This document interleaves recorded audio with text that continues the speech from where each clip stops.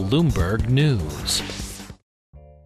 This is Taking Stock on Bloomberg. I'm Pimm Fox along with Dave Wilson. Now I want to bring in an expert when it comes to food and figuring out exactly what the food experience is like at the new Meadowlands Stadium. Ryan Sutton of Bloomberg News. Ryan, good to have you with us here on Taking Stock. Thanks for having me, Pimm. Now, I understand that $40,000 will get you some kind of season tickets, to the Giants, and $60,000 you get some seat licenses at the Jets, but it doesn't get you cocktails, does it? It doesn't get you cocktails. Cocktails are $12 extra. Some of the cocktails are terrible. A Tom Collins, too much Plymouth gin, a Manhattan. The great thing about a Manhattan is it's the perfect marriage of bourbon or rye and vermouth, and it's stirred or shaken. Here, it's not stirred or shaken. It's simply poured into a cup, and you drink it as it is. It's like drinking antifreeze out of your freezer. That's how bad it is. Some of these people have absolutely no, cocktailian knowledge. Now, don't get me wrong. I'm not some sort of high-class guy who has to go to a football game and have a high-class cocktail, but the flip side of the coin is that you want to have everyday street fare at a stadium, and you can't even get good street fare at the stadium sometimes. What about the food? All right, we're going to think about the drinks in a second because we'll talk about beer, but what about the actual food that's available at the new Meadowlands Stadium? I know that you had to sample just about everything, and I love this idea that the pizza was so bad that you were looking for some fast food pizza instead. I was looking for some Domino's, Pimm. It's a funny little story. I remember going to the old Giant Stadium with my father, waiting about, the entire length of halftime, which is 15 minutes, to get nachos, which were, of course, terrible back then. And I remember going to the new Giant Stadium and waiting 10 minutes, almost the entire length of halftime, to have one of the worst pizzas I've ever had in my life. It was soggy, it was droopy, it was terrible, it cost a lot of money. When I think of stadiums, I think they should be the culinary ambassadors for lowbrow street fare. A lot of people, when they go to a different city, they don't go to the Per Se's or the French Laundries or all the fancy restaurants. They don't know a lot about the city or the culinary scene. They end up going to the stadiums. They take their son or daughter to see a game, and they have the best food, or they want to have the best food of the city at a particular stadium, and you can do that at other stadiums. Like Citi Field, you can have a Danny Meyer Shake Shack hamburgers, you can have, authentic Mexican tacos, you can have Belgian fries from Box Frites at Citi Field where the New York Mets play, and that's an example of having, the best street food at a stadium. So you're killing two birds with one stone. You go to Giant Stadium and you have almost an embarrassment to our culinary mecca of the city because you have some of the worst pizza, you have okay hot dogs, and you have a lot of things that are just simply generic. You eat at the Coaches Club, like you said, Pimm, it can cost you about $40,000 to $60,000 to have the PSLs, the personal seat licenses for that area, and you have generic food. It's not that bad. You can have, stuffed turkey and filet mignon and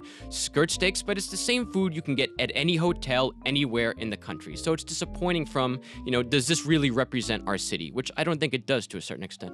I'll tell you, this all resonated with me for a couple of reasons. Last year I went out to Cleveland to Quicken Loans Arena to watch the Cavaliers play, and Michael Simon, who's one of the Iron Chefs, he's got a restaurant right as you enter the stadium, B-Spot Burgers. I had the Simon Says burger with the fried bologna and you name it.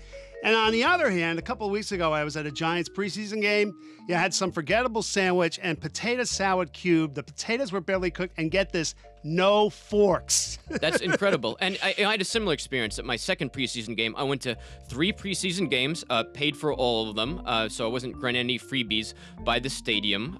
Had over 40 items, and like you, I had a deep-fried hot dog. It was actually a pretty good deep-fried hot dog. What does a deep-fried hot dog cost? A deep-fried hot dog, it cost about $6. So it's a whole lot more than what you'd pay at Penn Station for a hot dog. Now, listen, stadiums are allowed to charge markups. That's the point, because stadiums are not fungible. This is the only place where you can see the Giants play. That's why they're allowed to have a markup. The question is the markup reasonable? You go to Citi Field, the markup's about a buck or so on the hamburgers. This is about a 3 or 4 or 5 times markup on the hot dog. But like you were saying, Dave, they were out of, I think, some of the hot sauce at the particular station. I had to search for another station to get hot sauce. So not all of their cards are in order. Another really thing that gets my goat about this stadium is that new stadiums focus on something called open concourses. It means when you go to Citi Field or you go to the new Yankee Stadium, is that while you're waiting in line for concessions, you're gonna be able to see the game because the concourses are open. There's no concrete separating you and the players. It puts the park back in the ballpark. You can stand behind home plate and wait online, but here you don't have those open concourses. Even in some of the more expensive, like the mezzanine club or the coaches club. So the concourse thing is a big deal. Instead, in a lot of part of the stadiums, you have a view of the unfinished Xanadu Sports Complex and, of course, the indoor ski slope it had. So you can see an indoor ski slope, but you can't watch the players while you're waiting online 10 minutes for that crummy slice of pizza. What about the beer? Did you try the beer there? You know what? I won't lie. This is one of the better stadiums for beer. And we have to talk positive because, like I said, stadiums aren't fungible because of team loyalties. Of course, if you don't like the food at the new Giants stadium, you're not going to go move to Dallas. You know, you have to see the Giants play because you're born and raised a Giants fan. And as you said, Pimm, the beer is good. Beer is expensive, around $8.75, but they're allowed to charge that markup.